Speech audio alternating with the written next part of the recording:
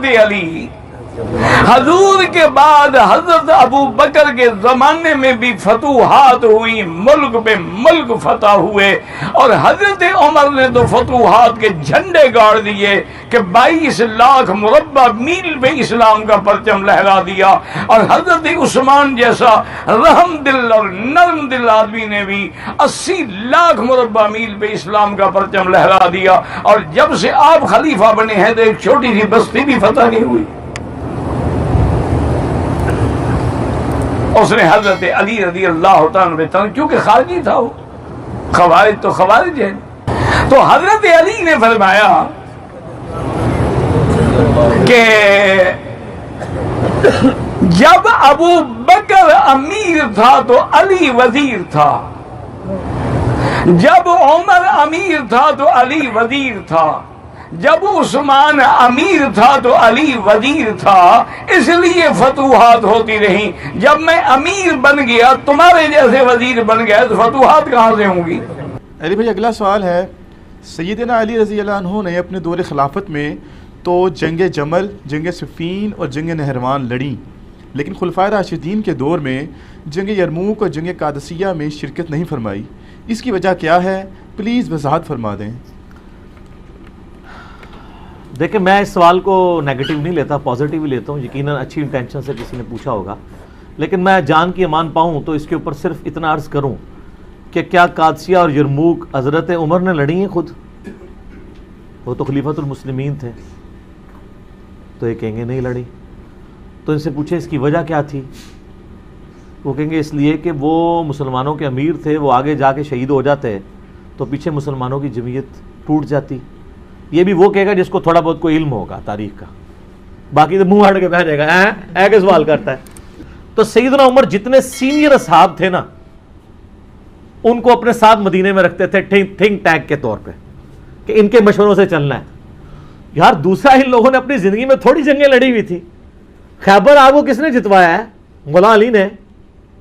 खंदक पे किसने फ्रंट से लीड किया है? मौला अली ने। बदर में 20 से ज्यादा काफिरों के सरदार किसने कत्ल किए हैं? मौला अली ने। ओहद में भी। तो इतनी जंगें तो लड़ चुके हुए थे। खुलफाए राशिदीन के दौर में उनका जंग लड़ना कोई जरूरी नहीं था, उनकी तो पूरी जिंदगी जंगों से इबारत थी। अपनी जिंदगी का गोल्डन पीरियड उन्होंने जंगों में, यार जवानी तो सबको प्यारी होती है, ठीक है। हुजूर की वफात के वक्त हजरत अली की उम्र पता कितनी थी? 34 साल। और जितनी आप जंगी कारनामे सुनते हैं वो 34 साल से पहले के थे। मेरी 42 साल होने वाली है, आप अंदाजा कर लें। 34 साल में खैबर हो चुकी हुई है। तो खैबर कब लड़ी गई? जब हजरत अली की उम्र 28 साल थी, ऑलमोस्ट 28 साल की उम्र में उन्होंने इब्न अब्दुल वद को कत्ल किया, जो 100 बंदों से अकेला लड़ लेता था। मरहब को कत्ल किया है खैबर में, इब्न अब्दुल वद को खंदक में, और खंदक तो उससे भी पहले हुई हुई है। तो ये कहना कि हजरत अली ने जंगें नहीं लड़ी हैं, हजरत अली ने तो आपको सुपर पावर बनवाया है, ठीक है। उसके बाद भी सब कुछ बना के आपके हवाले किया है, तो आर्टिकल फिर भी नहीं सामने आ गया। और जब बुरा वक्त आया फिर भी हजरत अली के घाटे फिट हुआ है, और अल्टीमेटली उनको भी शहीद कर दिया गया। आज तक अमीरुल मोमिनीन की जुबान से ज़ाहरी तौर पे दुनिया छोड़ के जाते हुए आखिरी जुमला अक्ल इंसानी पे छाया हुआ है, फुज़्तु बिरब्बिल काबा। रब्बे काबा की कसम, अली कामयाब हो। मौला आप हिजरत के बिस्तर पे सो के नबुव्वत बचाई, उठ के नहीं कहा कि आज कामयाब हो गया। आपने खैबर का दरवाजा हवा में उठा, आपने नहीं कहा कि मैं कामयाब हो गया। आपको खंदक में कुल्ले ईमान की सनद मिली, आपने नहीं कहा कि मैं कामयाब हो गया। खुम्मे गदीर पे आपकी विलायत का ऐलान हुआ, आपने नहीं कहा कि मैं कामयाब हो गया। मेरे मालिक, पूरी जिंदगी में ये जुमला जुबान से नहीं निकला, आज 19 रमजान की सुबह आपकी जुबान से ये जुमला क्यों निकला कि रब्बे काबा की कसम अली कामयाब हो गया। मेरे सामने अहले इल्म चेहरे तशरीफ फरमा है। 80 जंगों में मेरे बादशाह अली गए, किसी मैदान जंग में अली को शहादत नहीं मिली। अमीरुल मोमिनीन ने मुसल्ले का इंतखाब क्यों किया? अली मैदान जंग में शहीद हो जाते तो क़यामत तक के लिए मुर्रख कह देता, दीन बचाते हुए जैसे बाकी शहीद हुए थे। अली को भी शहादत मिली। अली ने मुसल्ले का इंतखाब किया, अमीर अल मोमिनीन ने मुसल्ले को चुना। मुसल्ला किस लिए चुना था? अगर बात आप तक पहुंच गई तो दिलों से दुआ लेना चाहता हूं। अमीर अल मोमिनीन की निगाहें हाल के आईने में मुस्तकबिल के हर एक मुहर्रक को देख रही थी। मौला जानते थे कि कल को दुनिया में कुछ ऐसे लोग भी पैदा होंगे जो कहेंगे कि अली अल्लाह है, जो कहेंगे अली खुदा है। अली ने 19 रमजान की सुबह सर सईदे में रखा, सईदे में सर रखा था, कातिल ने अली के सर पे ज़रब लगाई। अली ने फरमाया अब जब भी मेरी शहादत पढ़ी जाएगी हर कोई कहेगा अली सजदे में था, अली सजदे में था, अली सजदे में था, अली सजदे में था। मैंने सजदा करके उसे बचा लिया, अली कामयाब हो गया। बिस्मिल्लाह। जिसका सजदा तौहीद को बचा ले। हमारे सजदे हैं गुनाहों की माफी के लिए, अमीर अल मोमिनीन का सजदा है उसे बचाने के लिए। अगर इजाजत दें तो लफ्ज तब्दील करूं, हम सजदा करके खुद को बचाते हैं, अली सजदा करके उसको बचाता।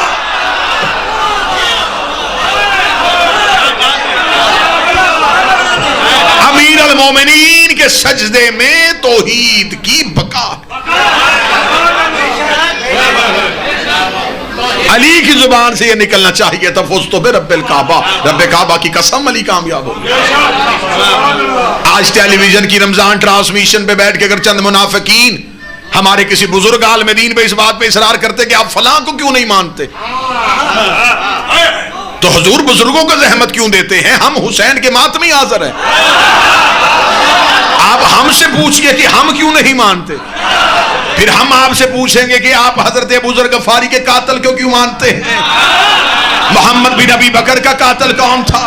बीबी आयशा को जिंदा घड़े में फेंकने वाला कौन था? रसूल को कागज कलम से इनकार करने वाला कौन था? रसूल को तन्हा छोड़ के जाने वाला कौन था? सैयदा के दरवाजे पे आग लाने वाला कौन था? हसन के जनाजे पे तीर बरसाने वाला कौन था? यजीद की बैयत करने वाला कौन था? हम गरीब हैं लेकिन हमसे ये नहीं होता, कातिल भी रजी अल्लाह, मकतूल भी रजी अल्लाह। जो मदीने से निकाले उसे भी रज़ी अल्लाह कहा जाए। हम अमीर अल मोमिनीन मुतवज्जह साहब, हम जिक्र अमीर अल मोमिनीन पे किसी जिक्र को तरजीह देते ही नहीं।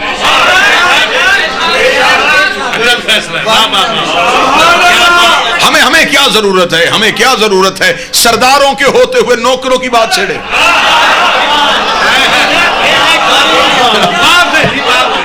मेरे अहले सुन्नत भाई तशरीफ फरमा है, नफरतें नहीं मोहब्बतें फैलाने के लिए पैगाम दे। मेरे अहले सुन्नत भाइयों के बाद 10 सहाबा किराम के नाम ऐसे हैं जिन्हें वो अशर मुबशरा कहते हैं। अशर मुबशरा कौन है? वो कहते हैं कि वो 10 सहाबी हैं जिन्हें नबी ने जिंदगी में जाने में जन्नत की बशारत दी कि तुम जन्नत में जाओगे। तो आपके पास सिर्फ 10 हैं जिन्हें बिशारत मिली है। अब मेरा ख्याल है कि लफ्ज कहने के बाद मुझे चेहरों की ज़ियारत करने का लफ्ज कहां तक वहां। आपके पास सिर्फ 10 हैं जिन्हें बिशारत मिली है। मेरे सामने ये जितने बैठे हैं इन्हें नबी ने जन्नत में जाने की जमानत दी है।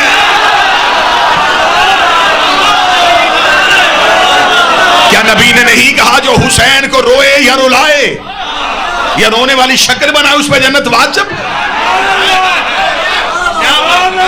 बशारत वाले और हैं, जमानत वाले।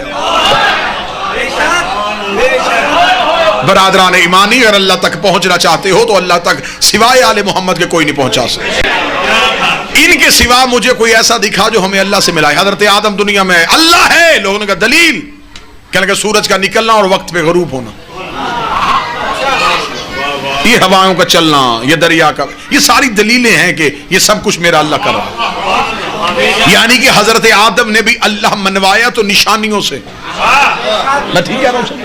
हजरत नूह आए, लोगों से कहा अल्लाह है, लोगों का दलील।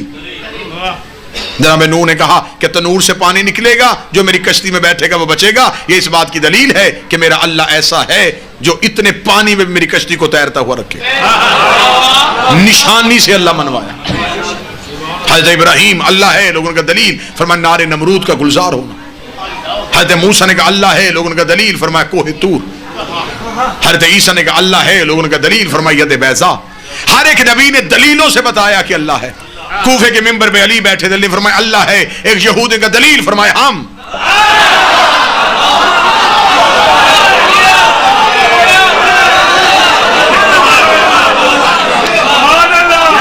अल्लाह के होने की दलील। अल्लाह खुद तो जमीन पे नहीं आ सकता ना, तो वो मखलूक तक फैज कैसे पहुंचाना था? सूरज जमीन पे नहीं आता, शुआओं को भेजता। शुआएं फैज सूरज से लेती हैं, मखलूक को बांट देती।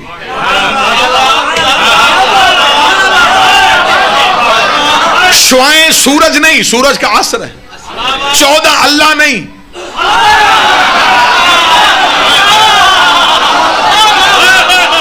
अल्लाह का असर।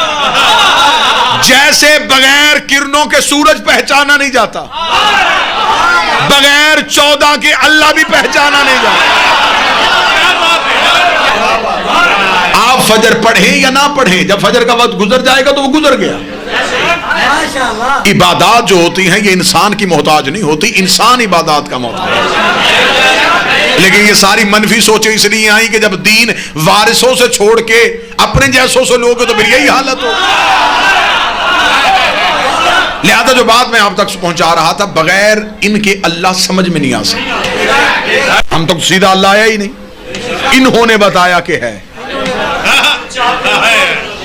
ये जो सारे कलमा पढ़ते हैं ना, अशहदु अल्ला इलाहा, हम गवाह, मैं गवाही देता हूं है, ये सबसे पहले गवाही इन्होंने दी थी। इन्होंने कहा है, हमने कहा है। इनकी है का नाम तौहीद है। इन्होंने कहा है, हमने तो अल्लाह नहीं देखा। इन्होंने बताया कि अल्लाह है, हमने इनकी जुबान पे यकीन रखा, उस यकीन को ईमान कहते हैं, तस्लीम किया, इस तस्लीम को इस्लाम कहते हैं। इन्होंने कहा अल्लाह है, हमने मान लिया। तो वो अल्लाह सीधा नहीं आया, इनके जरिए से है। कुरान भी हमारे दिलों पे नहीं भेजा, फरिश्ता भी हम तक नहीं भेजा, इनके पास भेजा। जन्नत की सरदारी भी हमें नहीं दी, जहन्नम से बचाने का इख्तियार भी हमें नहीं दिया, इन्हें दिया। ये भी मेरे बदे हाथ है, फैसला घर जाके करना। जो अल्लाह सारी ताकत होने के बावजूद इनके बगैर हम तक नहीं आता, तो हमारी इबादत इनके बगैर कबूल कैसे करें? रिसालत इमाम की बारगाह में एक सहाबी आया, किबला बुखारी साहब, उसने आके कहा या रसूल अल्लाह, नेकियां कितनी और गुनाह कितने, हसनात कितनी और सय्यात कितनी? वो समझ रहा था कि नबी एक एक चीज लिखवाएंगे। नबी कहेंगे नमाज नेकी है, झूठ गुनाह है, रोजा नेकी है, चोरी गुनाह है, ज़कात नेकी है, माल खाना हराम। उसे कहा नबी लंबी फरिश्त बताएंगे। नबी ने फरमाया नेकी भी एक है, गुनाह भी एक है। सदा से दुआ लेगा, नेकी भी एक है, गुनाह भी एक है। उसे कहा या रसूल अल्लाह, मैं नेकियां पूछ रहा हूं, फिर मैं भी बता रहा हूं, नेकी भी एक है, गुनाह भी एक। सुन्नी किताब से ना दिखाऊं तो आपका नहीं 14 का मुजरम। उसका नेकी कौन सी और गुनाह कौन सा है? फिर मैं हुब्बे अली से बड़ी नेकी कोई नहीं है, बुग़्ज़े अली से बड़ा गुनाह कोई नहीं। हुब्बे अली वो नेकी है जिसकी वजह से नेकियां भी नेकियों में शुमार होती हैं। बुग़्ज़े अली वो गुनाह है जिसकी वजह से नेकियां भी गुनाह में बन जाती हैं। अगर मजमा साथ दे, बंदा दिल में बुग़्ज़े अली रख के मुसल्ले पे आए, बंदा नमाज पढ़ता है, फरिश्ते अमाल में झूठ लिख लेते हैं।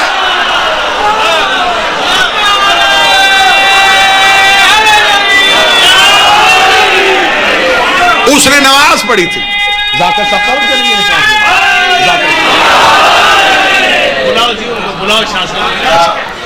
बताओ साहब, हुब्बे अली नेकी, बुग़्ज़े अली गुनाह। चले मैं अपने जमींदार तबके के लिए बात को आसान कर देता हूं कि बंदा बाद में सवाल करेंगे जी ये देखे जी इन्होंने कहा कि अली से बुग़्ज़ होगा तो अल्लाह नमाज को भी झूठ लिखेगा, ये कैसे हो सकता है? अभी साबित करता हूं। किसी बर्तन में निजासत का एक कतरा डाल दो, उसके बाद पाक चीजें भी डाल दी जाओ,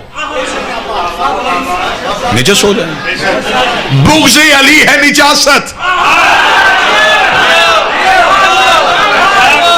दिल में बुग़्ज़े अली रख के बंदा कुरान भी पढ़ता रहे, कुरान भी फायदा नहीं देता। मुसल्ले पे क्या पढ़ना है? कुरान ही पढ़ना है ना। तो कुरान तो अली के बगैर फायदा देता ही नहीं।